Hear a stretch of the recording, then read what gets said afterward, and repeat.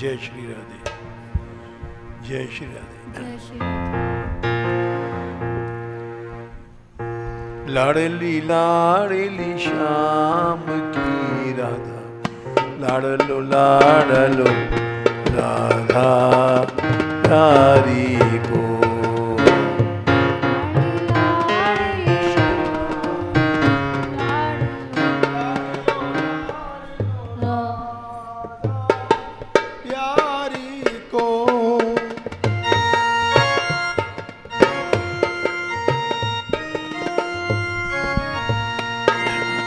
लाडली लाडली श्याम की राधा, लाडलो लाडलो राधा प्यारी को।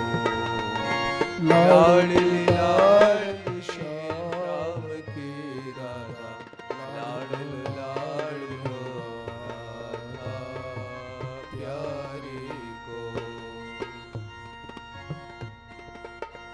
लाडली लाडली श्याम की राधा, लाडलो लाडलो राधा प्यारी को।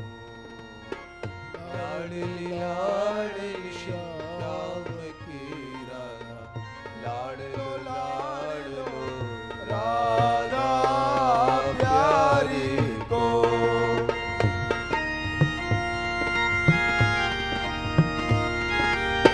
ब्रह्मादिक सेवित पद रज कण, ब्रह्मादिक सेवित पद रज कण।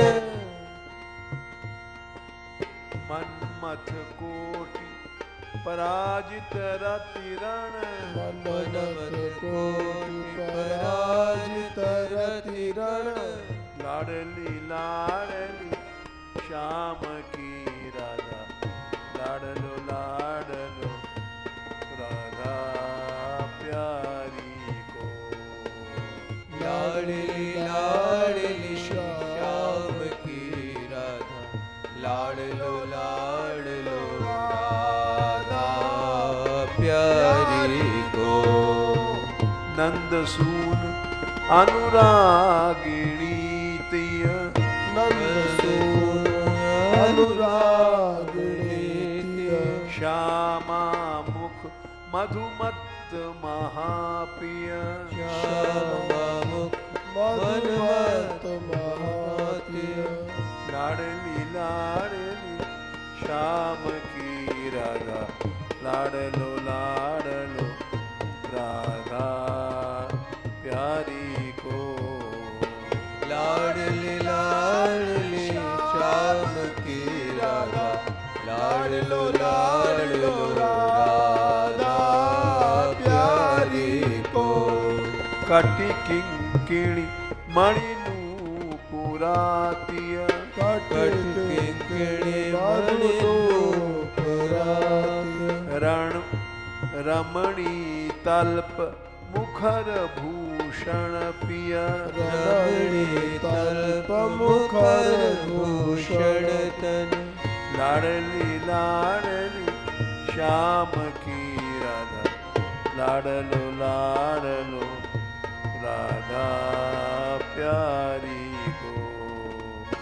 लाडली लाडली श्याम की राधा, लाडलो लाडलो राधा प्यारी को। महालास्य गति नर्तनशीला, महालास्य गति नर्तनशीला। सुमधुर मुरली वादन लीला, सुमधुर मुरली वादन लीला। लाडली लाडली श्याम की राधा, लाडलो लाडलो राधा प्यारी को। लाडली लाडली श्याम की राधा, लाडलो लाडलो राधा प्यारी को। कृष्ण चरण रतिदायिनी तिय, कृष्ण चरण रतिदायिनी तिय। प्रिया चरण रतिदाई हरि प्रिय प्रिया चरण रतिदाई हरि प्रिय लाडली लाडली श्याम की राधा लाडलो लाडलो राधा प्यारी को लाडली लाडली श्याम की राधा लाडलो लाडलो राधा प्यारी को लाडली लाडली श्याम की राधा लाडलो लाडलो राधा प्यारी को लाडली लाडली श्याम की राधा लाडलो लाडलो राधा प्यारी को लाडली लाडली श्याम की राधा लाडलो लाडलो राधा प्यारी को लाडली लाडली श्याम की राधा लाडलो लाडलो राधा प्यारी को लाडलो लाडलो राधा प्यारी को लाडलो लाडलो राधा प्यारी को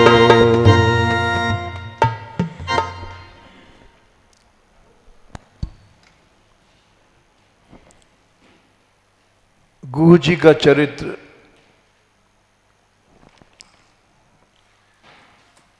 आज होगा।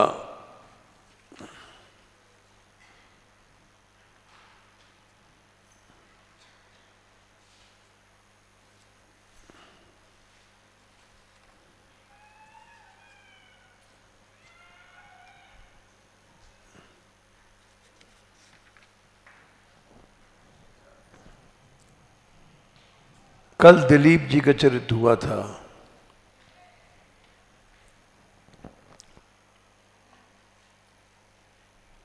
उसके पहले ययाति जी का चरित्र था। अनुचित उचित विचार तजी जे पालही पितु बैन ते भाजन सुख सुजस के बसही अमर पत ऐन तनहि जजाति यौवन दयऊ पितु आज्ञा अघ अजस न भयऊ। और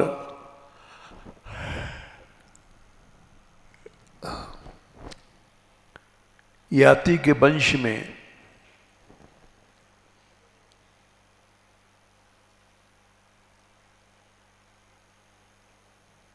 यौवन दिया पुरु ने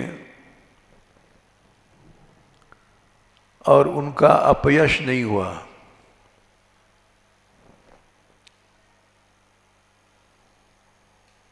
पुरु जी के वंश में बहुत से राजा ऋषि हुए। पुरु बड़े पितृभक्त थे। जब शुक्राचार्य जी के शाप से याति बूढ़े हो गए तो देवयानी की प्रार्थना पे उनको फिर से जवानी मिल जाए ऐसी व्यवस्था कर दिया। तुम किसी भी लड़के से अपनी उसकी जवानी लेकर के अपना बुढ़ापा उसको दे सकते हो। इन्होंने लड़कों से कहा, उन्होंने मना किया, लेकिन पुरु बड़े पितृभक्त थे। इन्होंने अपनी जवानी पिता को दे दिया और उससे कोई कलंक नहीं लगा और पाप भी नहीं लगा।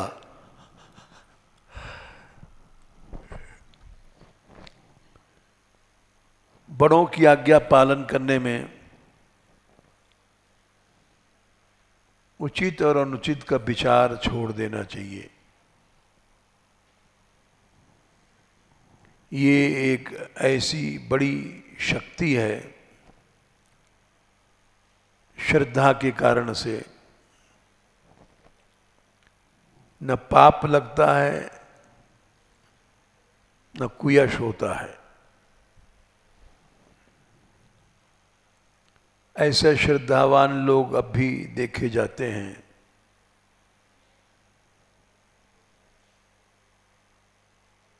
और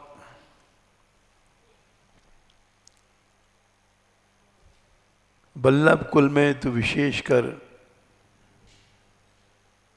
गुरु आचार्य गोसाई को भगवान ही मानते हैं। और वहाँ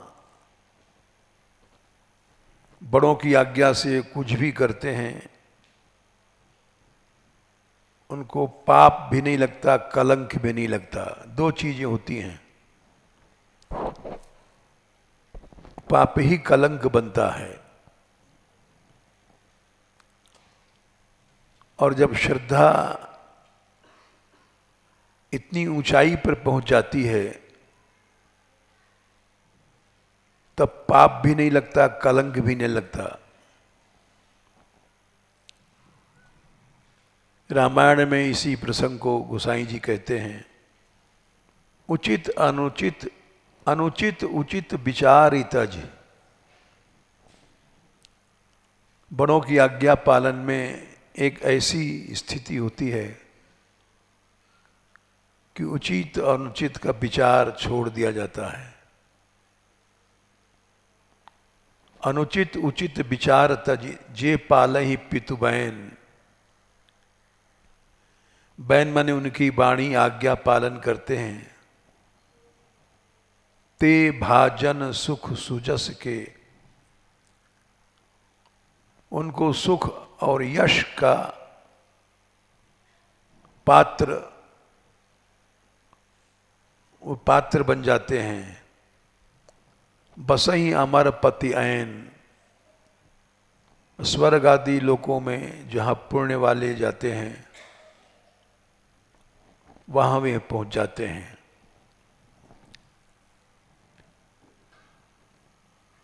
इसी को भगवान ने भी गीता में कहा, श्रद्धावान लभते ज्ञानम तत्परः संयतेन्द्रियः। 4/39 उसको ज्ञान की प्राप्ति होती है श्रद्धा के कारण से, और परम शांति की प्राप्ति होती है। और जो अज्ञानी है वो श्रद्धा नहीं करता है। अज्ञश्च 40वां श्लोक, अज्ञश्च अश्रद्धानश्च। जो अज्ञ माने ज्ञानी नहीं है, श्रद्धा भी नहीं है, मन में संशय रहता है,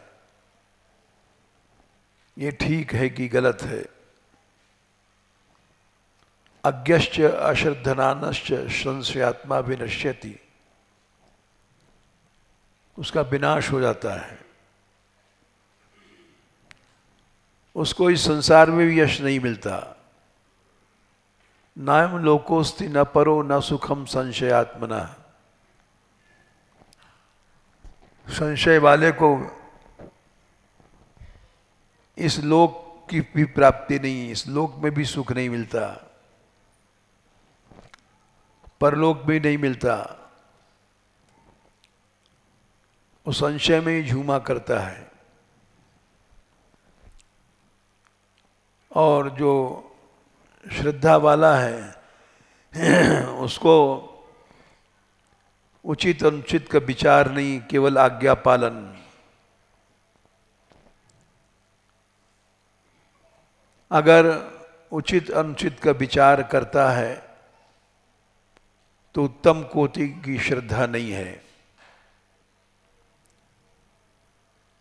इसलिए एक ऐसी उत्कट श्रद्धा होती है जहाँ कलंक भी यश बन जाता है, पाप भी पुण्य बन जाता है। ये दोहा इसी सिद्धांत को बताता है। उचित अनुचित उचित विचार तजी। बड़े वीरता के साथ गोसाई जी ने कहा, अनुचित उचित विचार तजी, जे पालहि पितुबैन, ते भाजन सुख सुजस के, बसहि अमर पति ऐन। जैसे और भी बहुत से उदाहरण हैं, केवल ययाति की बात नहीं है। बेटे की जवानी से माता का शरीर भोगना ये पाप है। इसीलिए यदु ने जवानी नहीं दिया था अपने पिता को कि मेरी जवानी से माता का यौवन भोगा जाए, ये अनुचित है। लेकिन पुरु ने कहा जो आज्ञा कर रहे हैं पिताजी वही ठीक है, अपनी जवानी दे दिया। क्योंकि ययाति शुक्राचार्य के शाप से बुढ़े हो गए थे, और जो बूढ़ा होता है उसकी इंद्रियों में शक्ति नहीं रहती, वो भोग के योग्य नहीं रहता है। इसलिए ये पाप भी पुण्य बन गया, कुयश भी सुयश बन गया। श्रद्धा में ऐसा चमत्कार होता है। तनय जजाति यौवन दयऊ, पितु आज्ञा अघ अजस न भयऊ। यति को बेटे ने अपने जवानी दिया पिता को, पिता की आज्ञा से किया, इसलिए आग माने पाप भी नहीं लगा, अजश माने कलंक भी नहीं लगा। दोनों बातें नहीं हुई। ये पाप ही कलंक बनता है और मुसीबत कष्ट बनता है। जब पाप ही नहीं लगा तो न कलंक बनेगा न आपत्ति बनेगी। तनय जजाति यौवन दयऊ, पितु आज्ञा अघ अजस न भयऊ। ये श्रद्धा का चमत्कार है। प्रहलाद जी ने भी कहा है भागवत में, हे असुर बालकों, मुझको आग जला नहीं पाती, मुझे आग में जलाया गया, पहाड़ से कुचला गया, समुद्र में डुबाया गया। समुद्र डुबा नहीं सकता है, पहाड़ हमको कुचल नहीं कर सकता है। इसका कारण क्या है? मेरी श्रद्धा। और ऐसे तुम सब बन सकते हो। प्रहलाद जी की बड़ी सुंदर वाणी है। पति से पतित स्त्री, मूर्ख से मूर्ख बच्चा भी श्रद्धा के बल पर मेरे जैसा बन सकता है। भवताम अपि भूयान में यदि श्रद्धते वचः, 7वां स्कंध और शायद 5वां अध्याय है।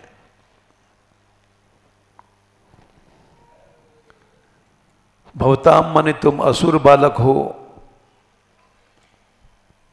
लेकिन तुमको भी मेरी तरह ही चमत्कार आ सकता है भवतामपि भूयान में यदि श्रद्धते वचः। अगर तुम्हारे में श्रद्धा आ जाए तो भवतामपि भूयान में यदि श्रद्धते वचः वैशारदी धी श्रद्धातः।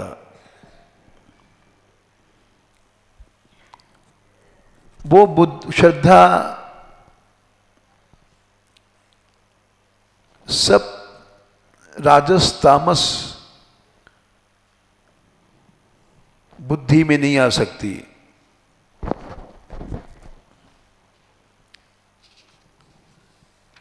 वैशारदी धी श्रद्धातः स्त्री बालाम च मे यथा 7 7 17 7वां स्कंद 7वां अध्याय 17वां श्लोक। वैशारदी धी इसको कहते हैं जिसके अंदर ऐसी श्रद्धा हो जो असंभव काम को संभव बना दे।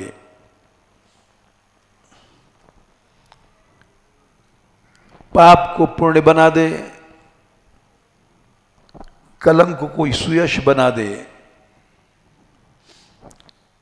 ये प्रमाण है भागवत जी का और रामायण का।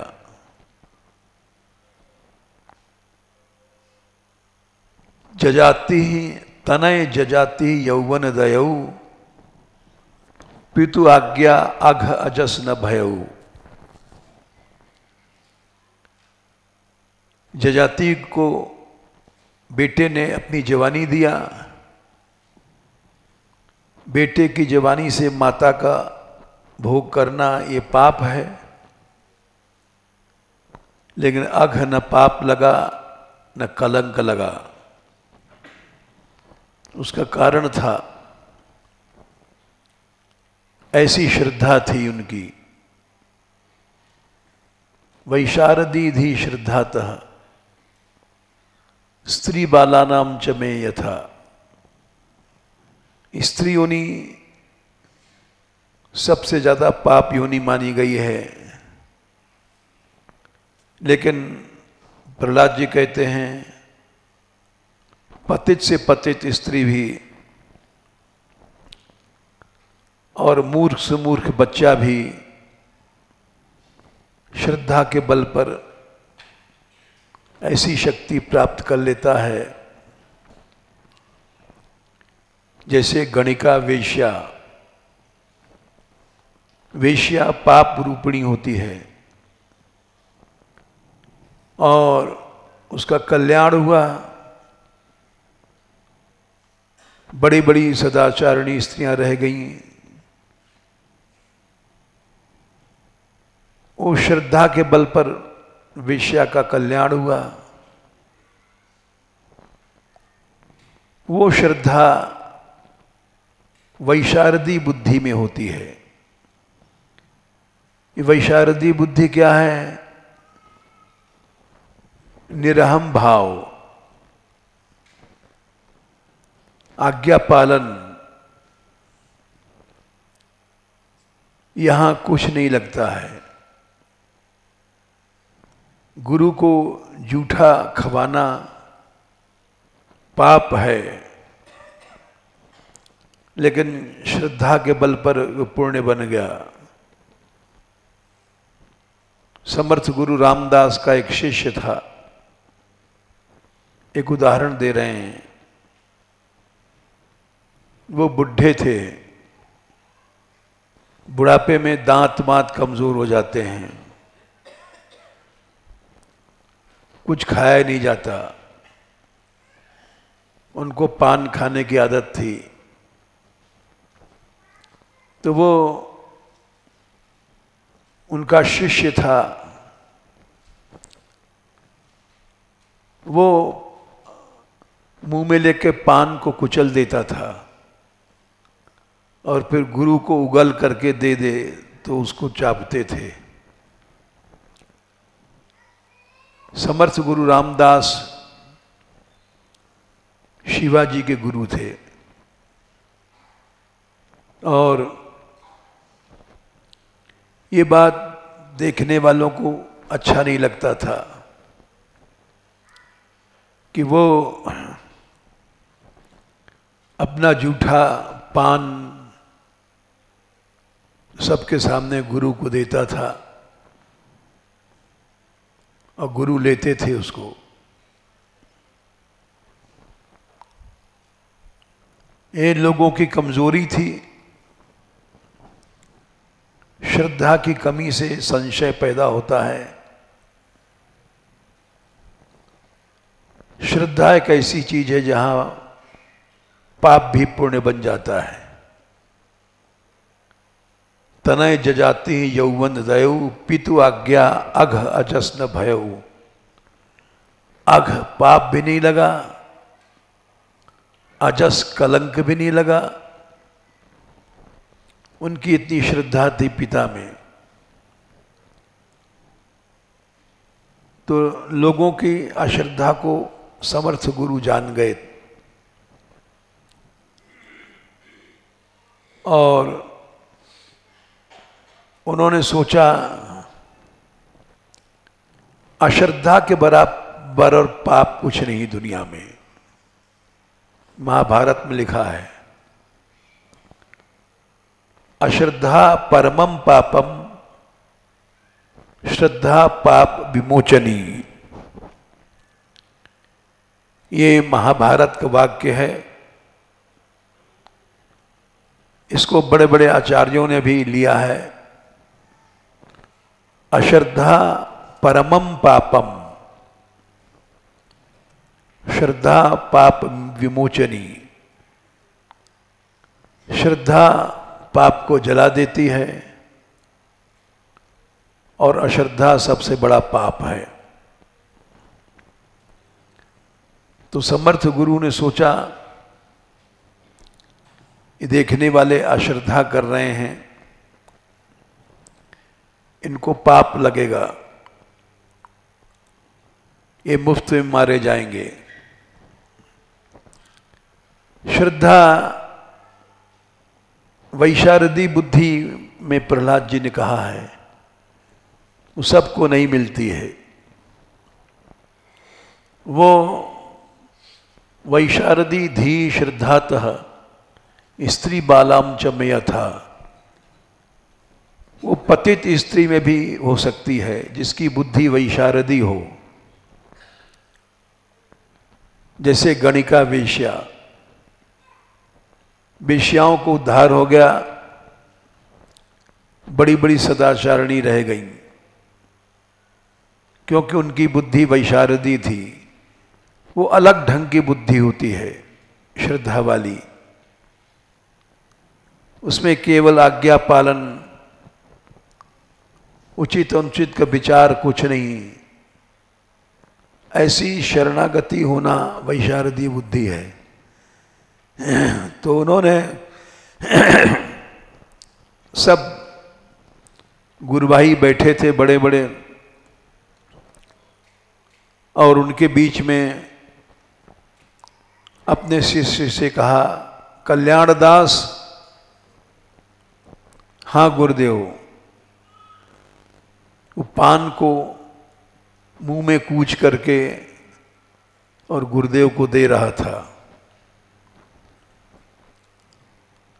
उस समय देखने वालों को बुरा लग रहा था। वो निंदा कर रहे थे गुरु की भी और शिष्य की भी। गुरु की निंदा कर रहे थे कि समर्थ ने मूड पे चढ़ा रखा है, सबके बीच में इसका जूठा पान खाते हैं। और शिष्य की भी निंदा कर रहे थे, इसको डर नहीं लगता अपराध से, पाप से। तो रामदास जी ने कहा, बेटा ये जो तुम पान लाए हो ये किस खल्लड़ से कूद के लाए हो। खल्लड़ मने जहाँ बारीक करने का पत्थर होता है। तो उसने कहा, गुरुदेव वो खल्लड़ तो हमारे मुंह में है, तो तुम हमको दिखा सकते हो खल्लड़? बोले अवश्य, आपकी आज्ञा हो तो क्या नहीं कर सकता हूं मैं। वो दिखाओ। तो उन्होंने एक पत्थर लिया और तोड़ दिया सब दांतों को, जबड़ों को, और खून से भींगे भये जितने दांत हाथ में लेकर के दिखाया, गुरुदेव ये है वो खल्लड़ जिससे कूच के मैं आपको पान देता हूं। देखने वालों को आश्चर्य हुआ और वे चुप हो गए। देखने वाले वो समझ गए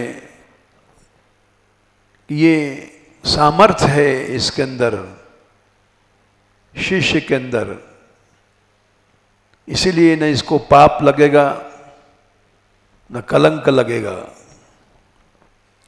इसको वैशारदी बुद्धि कहते हैं। ये भागवत का श्लोक है, वैशारदी धी श्रद्धातः स्त्री बालाम च मे यथा। सात सात सात, सातवां स्कंद 7वां अध्याय 17वां श्लोक, 7 7 17। वो पतित से पतित स्त्री भी इस श्रद्धा के बल पर प्रहलाद जैसी बन सकती है। पतित से पतित मूर्ख लड़का भी, असुर लड़का भी श्रद्धा है तो ऐसा बन जाएगा। ये कथा कल हुई थी। यदु जी की कथा आज है। ये भगवान के पूर्वज थे। यदुवंश इन्हीं से चला था। याति के बड़े लड़के थे, लेकिन इन्होंने अपनी जवानी पिता को नहीं दिया, इसलिए नहीं कि भोगी थे। ऐसा सोचना भी गलत है, क्योंकि भागवत में यदोश्च धर्मशीलस्य, यदु जी को धर्मशील कहा गया। जो धर्मशील होता है वो भोगी नहीं होता। नर सहस्रमा सुनहु पुरारी, को एक होए धर्म व्रतधारी। धर्मशील कोटिक मह को, विषय विमुख विरागरत हो। धर्म के कारण नहीं दिया कि मेरी जवानी से माता का भोग हो जाए, ये गलत है। लेकिन जो श्रद्धा पुरु में सबसे छोटे बेटे में थी, वो उसकी वैशारदी बुद्धि थी। वैशारदी बुद्धि की पहचान है ऐसी श्रद्धा होना जहाँ उचित अनुचित सही गलत का विचार न हो, केवल आज्ञा पालन होवे। प्राण चला जाए चाहे कुछ भी चला जाए, उसी श्रद्धा को वैशारदी बुद्धि कहा गया। ये लक्षण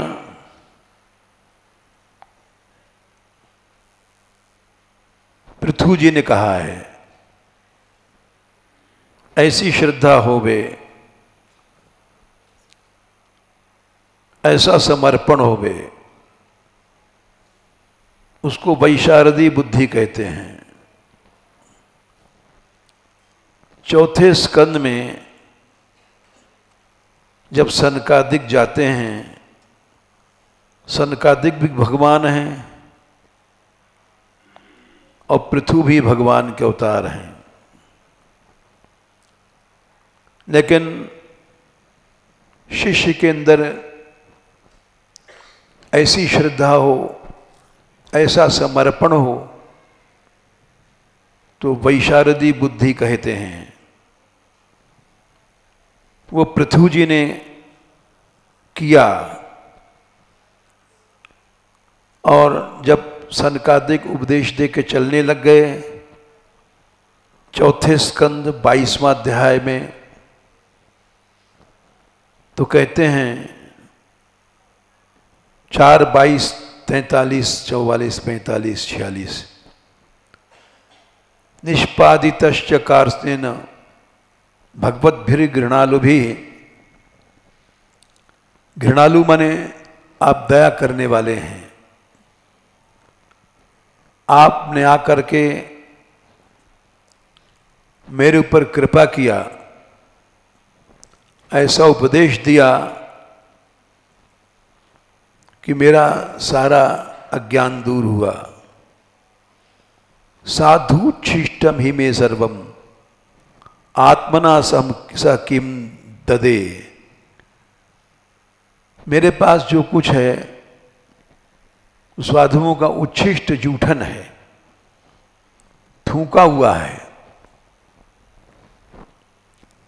आत्मना अपने शरीर के साथ हम आपको क्या दे सकते हैं? मतलब सबसे प्यारी चीज क्या है? शरीर, वो हम आपको दे देंगे। और चीजें छोटी हैं, ये वैशारदी बुद्धि है। प्राणा दारा सुता ब्रह्मन गृहाश्च सपरिच्छदा राज्यम बलम महीकोश इति सर्वम निवेदितम। 44, 4, 22, 44। ये प्राण भी आपका है, दारा माने जितनी रानियां हैं वो आपको समर्पित हैं, सुता माने जितने बेटे हैं, ब्रह्मन गृहा माने राजमहल, महलों में जो सपरिच्छद सामग्रियां हैं, धन संपत्ति, यहां तक कि सारा राज्य, सारा बल, सेना, मही सारी पृथ्वी, कोश माने सारे राज्य का खजाना, इति सर्वम निवेदितम, इस सब कुछ आपको हमने निवेदन किया। अब कोई पूछे कि ये तो सनकादिक तो साधु हैं, बाबा जी हैं, इस सेना लेके क्या करेंगे, राज्य लेके क्या करेंगे? बोले सोचना ही गलत है। ऐसा जो सोचता है उसकी वैशारदी बुद्धि नहीं है। सैनापत्यम च राज्यम च दंड नेतृत्वमेव च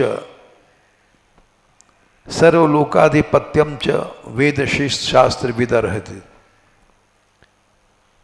जो समर्थ महापुरुष हैं, वेद शास्त्र ज्ञाता, उस सेनापति या राज्य शासन सबके योग्य हैं। स्वम एव ब्राह्मणो भुंक्ते स्वम वस्ते ददाति च तस्यैवानुग्रहेणान्नम भुंजते क्षत्रियादयः। ये वैशारदी बुद्धि है। बोला ये संसार कैसे जी रहा है, ये संसार कैसे खा रहा है। क्षत्रिय राजा इत्यादि जितने भी हैं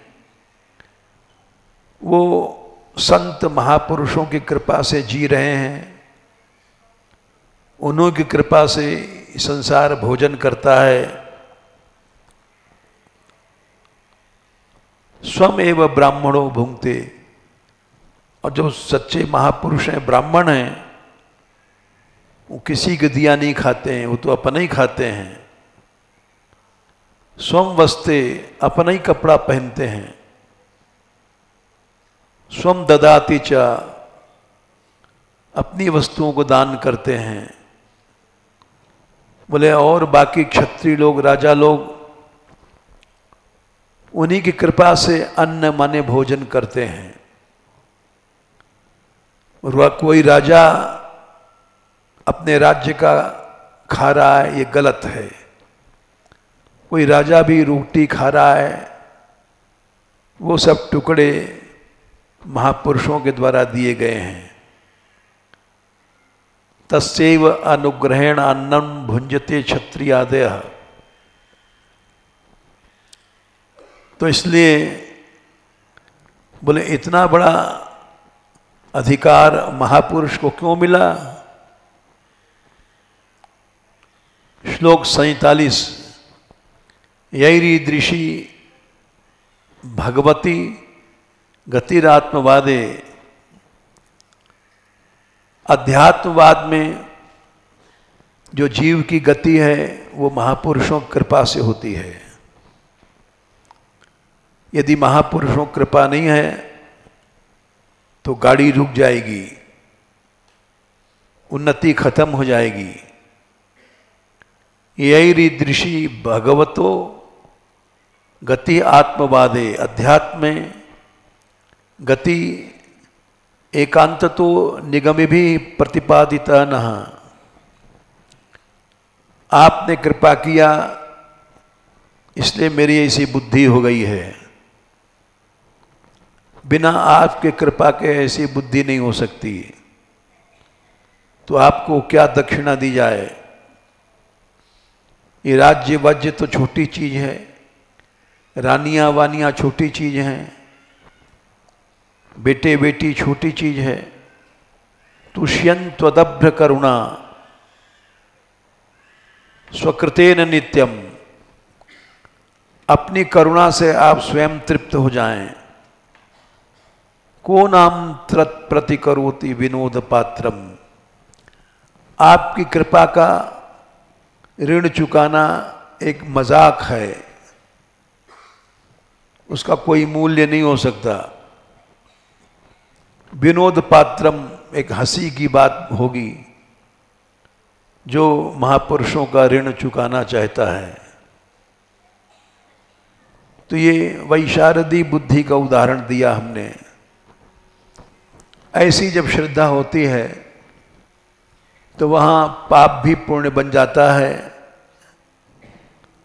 कलंक भी यश में बदल जाता है। पितु आज्ञा अघ अजस न भयऊ। अघ माने पाप भी नहीं लगता है, अजस माने कलंक भी नहीं लगता है। ऐसी श्रद्धा हो जाना वैशारदी बुद्धि की बात होती है। वैशारदी बुद्धि हम जैसे मूर्खों के पास नहीं है, वो तो संस्कारी लोगों में, महापुरुषों में ही होती है। यदु जी ने अपना यौवन नहीं दिया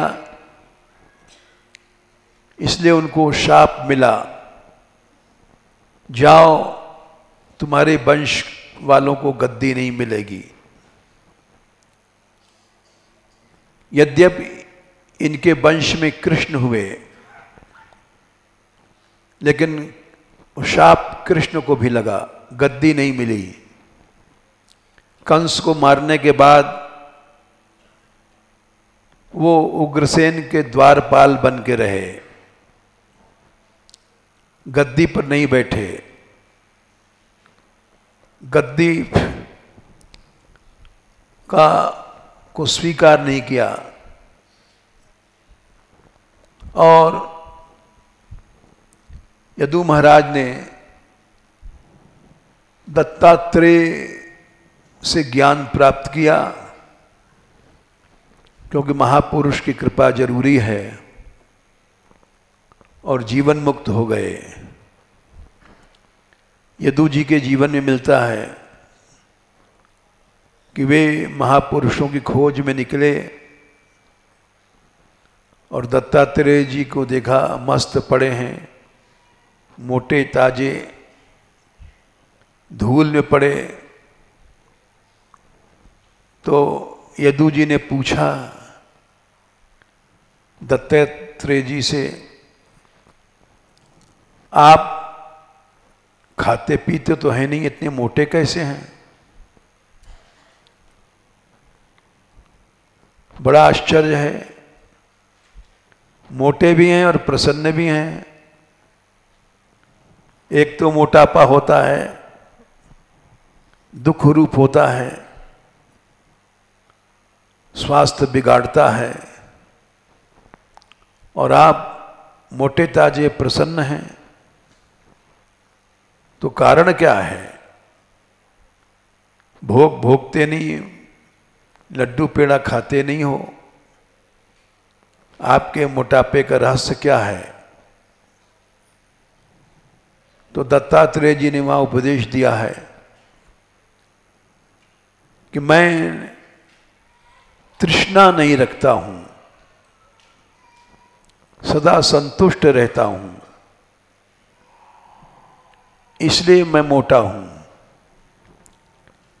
मनुष्य को प्यास, तृष्णा माने भोगों की प्यास, वो तेजहीन कर देती है, दुबला कर देती है। अगर भोगों की ओर ध्यान न जाए, तृष्णा न रहे भोग के प्रति, तो वो अपने आप स्वस्थ रहेगा, निरोग शरीर रहेगा। प्रहलाद जी ने कहा था, मनुष्य के पास 12 शक्तियां भगवान ने दिया हैं। इंद्रियाणि मनः प्राण, आत्मा धर्मो धृतिर्मति, ह्री श्री तेजः स्मृति सत्यम, यस्य नश्यन्ति जन्मना। प्रहलाद जी ने ये बात 7वें स्कंद में और 10वें अध्याय में कही है कि हे नरहरे,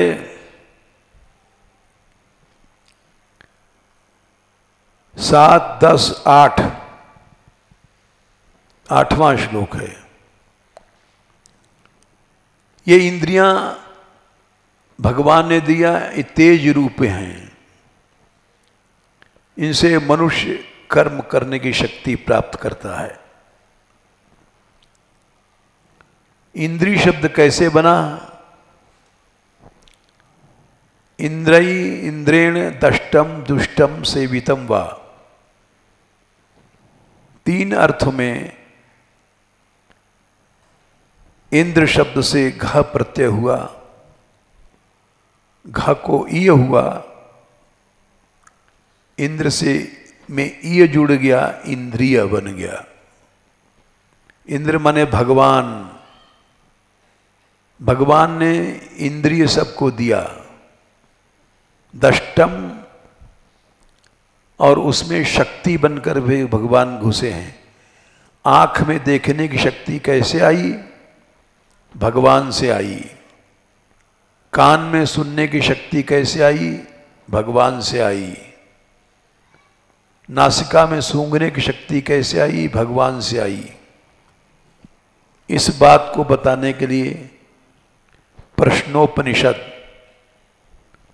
एक उपनिषद बहुत छोटा है लेकिन बहुत महत्व का है। उसमें ये बताया गया कि ये कौन सुनता है, कौन सोचता है, कौन देखता है। अगर कहो कि आंख देखती, गलत है। मनुष्य अंधा हो जाता है, आंख रहती है लेकिन देखने की शक्ति नहीं है, तो वो शक्ति अलग चीज है। बहरा हो जाता है, कान खुले हैं, सुनने की शक्ति नहीं है, इसके सुनने वाला चला गया, सारी इंद्रियां हैं, उनमें शक्ति भगवान की है।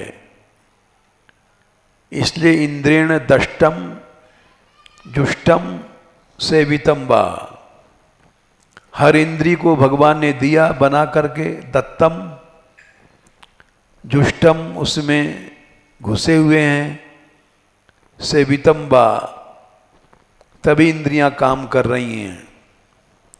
इंद्रियां तेजो रूपणी हैं, लेकिन इंद्रियों का जब दुरुपयोग होता है तब उससे भगवान चले जाते हैं। इसीलिए प्रहलाद जी ने कहा इंद्रियों में जो शक्ति है वो चली जाती है भोग से।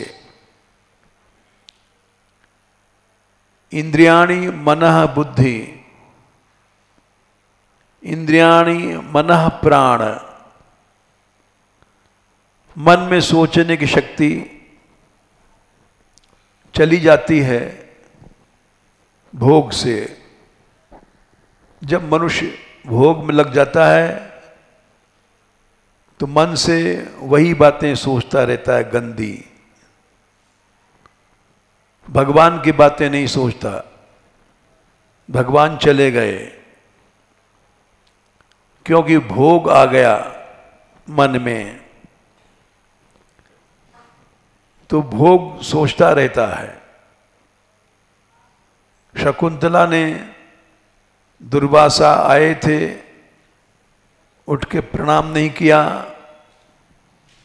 तो शाप दे दिया, तुम जिसकी याद में बैठी हो वो तुमको भूल जाएगा। क्योंकि वो चिंतन कर रही थी दुष्यंत का, तो भगवान चले गए, शुद्ध विचार चला गया। इंद्रियाणि मनः प्राण, प्राण माने कर्म शक्ति, आत्मा माने शरीर, धर्म, धृति, धैर्य, बुद्धि, ह्री, लज्जा, श्री, तेज, स्मृति, सत्य, ये 12 शक्तियां हैं। ये मनुष्य की नष्ट हो जाती हैं जहां कामना थोड़ी सी पैदा भई और 12 शक्तियां एक खत्म हो जाती हैं। तो इसलिए यदु को राज्य का अधिकार नहीं मिला और भगवान गद्दी पर नहीं बैठे। ये शिक्षा है बहुत बड़ी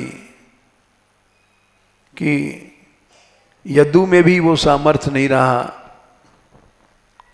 जो पूर्व में था, क्योंकि इनके ऐसी श्रद्धा थी, उचित अनुचित कुछ विचार नहीं किया और तनय जजाति यौवन दयौ पितु आज्ञा अजस न भयौ। ये देवयानी के गर्भ से पैदा हुए थे यदु जी, और गुरु शर्मिष्ठा से पैदा हुए थे। दोनों में फर्क था। एक की मां ब्राह्मणी थी, एक की मां क्षत्रियाणी थी। ब्राह्मणी थी देवयानी, क्षत्राणी थी शर्मिष्ठा। दोनों में फर्क था। शर्मिष्ठा ने पिता के कल्याण के लिए, राज्य के कल्याण के लिए देवयानी के जन्म भर के दासता को स्वीकार किया। इसलिए उसमें विशेष शक्ति आ गई। देवयानी स्वामिनी बन गई, उसको नौकरानी बनाया, तो वो उतने ऊंचा नहीं बन पाई। जिसके अंदर त्याग होता है वही ऊंचा बनता है। अब आगे गुह जी की कथा शुरू हो रही है। गुह जी की कथा, ये भीलों के राजा थे। रामावतार के रामलीला में इनका विशेष महत्व है। भीलन को राजा गुहराम अभिराम, प्रीति भयो बनवास, मिलो मार्ग में आई के। ये भीलों के राजा थे। निषाद राज बोले गए।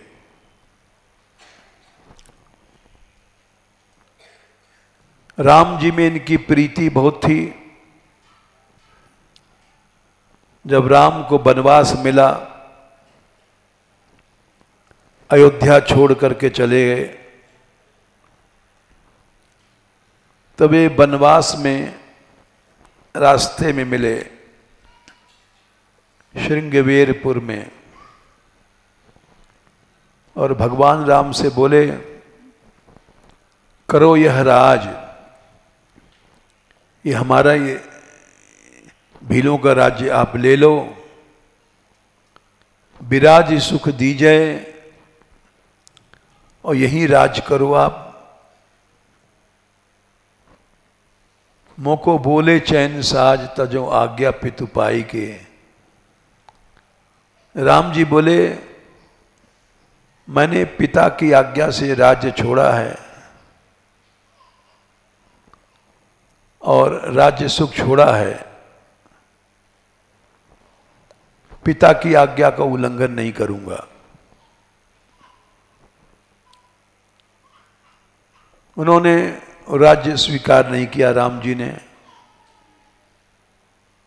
नहीं चाहते तो बिना मांगे राज्य मिल रहा है,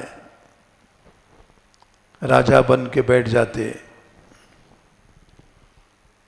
लेकिन पिता की आज्ञा थी भरत राजा बने, तो इसलिए उन्होंने गुह की बात नहीं मानी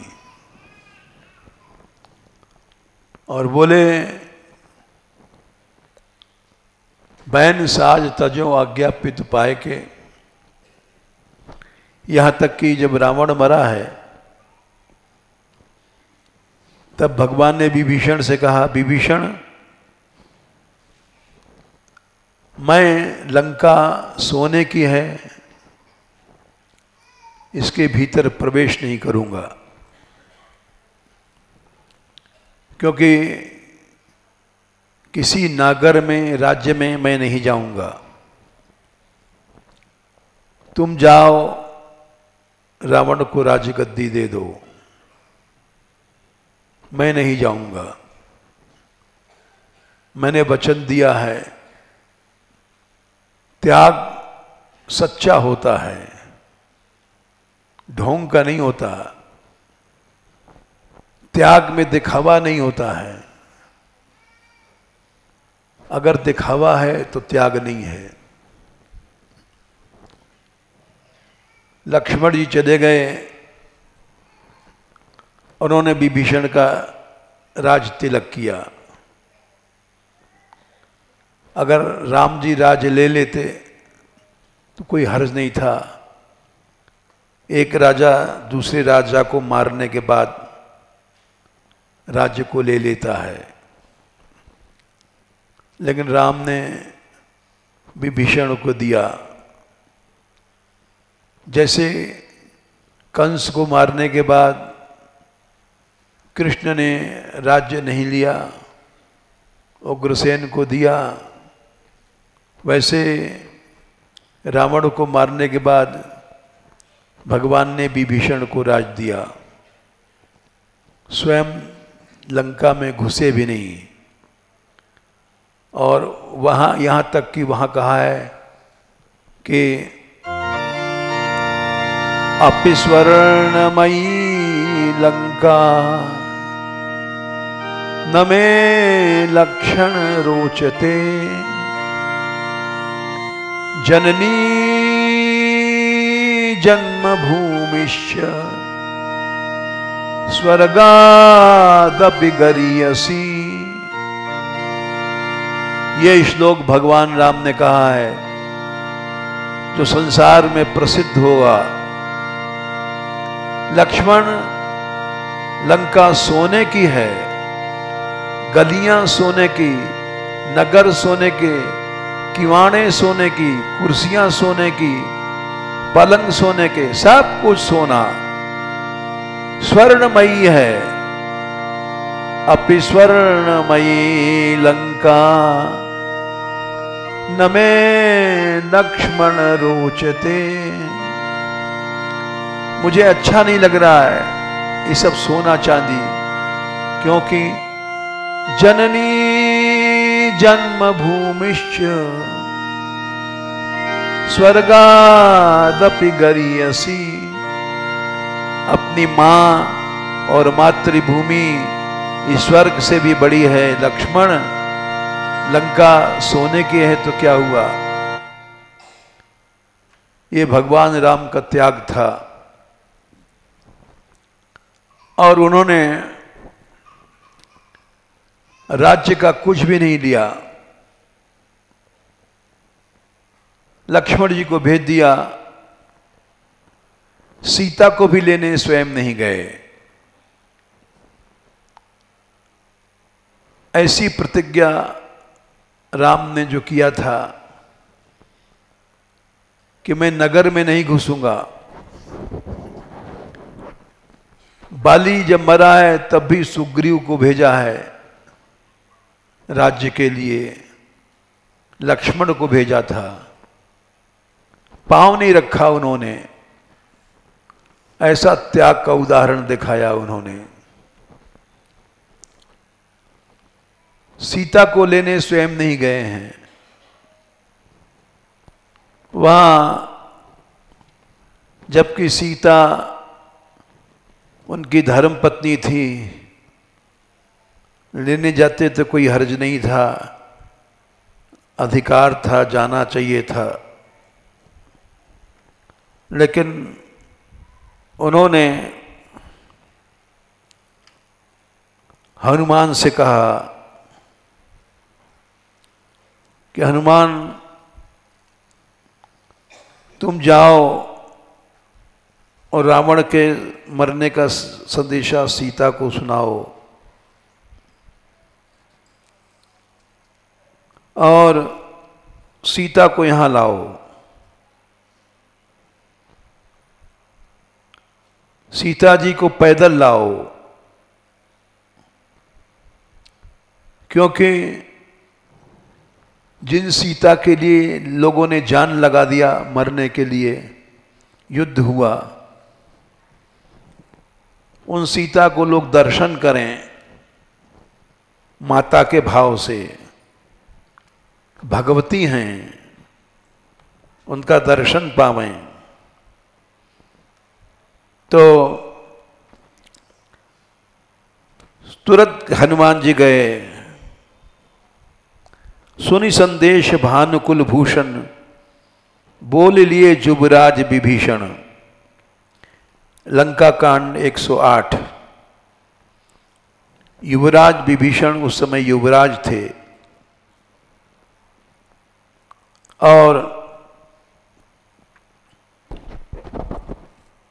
मारुत सुत के संग सिधावहु, सादर जनक सुत ही लय आवहु। जाओ हनुमान को साथ ले जाओ। तुरत ही सकल गए जहां सीता, सेवही सब निश्चरी विनीता। बेग विभीषण तिन्हि सिखायो, तिन बहुविध मज्जन करवायो। विभीषण ने सिखाया दासियों को कि इनको स्नान करवाओ, श्रृंगार कराओ, ये महारानी हैं। सब प्रकार भूषण पहराए, शिविका रुचिर साज पुन लाए। पालकी लाए, तापर हर्ष चढ़ी बैदेही, सुमिर राम सुखधाम सनही। उस पर सीता जी बैठी, बेत पाणी रक्षक बहुपासा, चारों ओर पहरेदार, चले सकल मन परम हुलासा। सीता जी आ रही हैं, सुना जब भालू बंदरों ने, देखन भालू की से सब आए, रक्षक को पे निवारण धाये। रक्षक लोग दौड़े।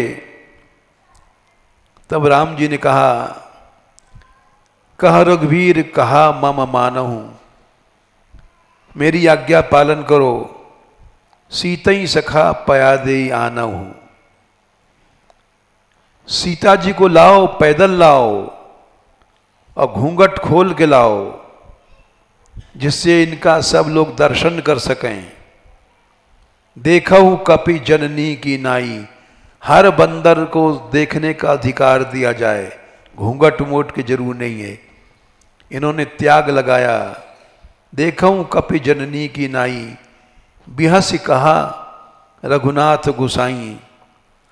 सुनी प्रभु बचन भालु कपि हर्षे, नभते सुरन सुमन बहु वर्षे। तो इस तरह से भगवान ने अपनी दया से कोई मर्यादा नहीं रखी, सबको दर्शन का अधिकार दिया। सीता जी पैदल आई हैं वहां से, ये एक आदर्श था। जय श्री राधे। बाकी गुरु जी के चरित्र बाकी है, कल होगा।